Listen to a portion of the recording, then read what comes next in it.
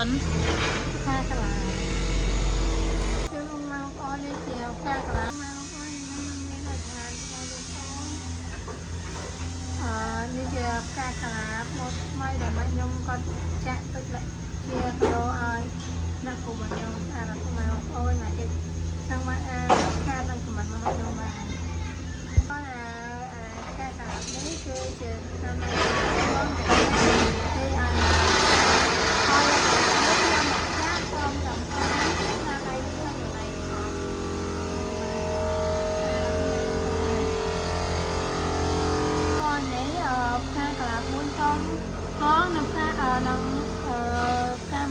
ឲ្យការកលា4តងមកគ្រប់នេះបានផង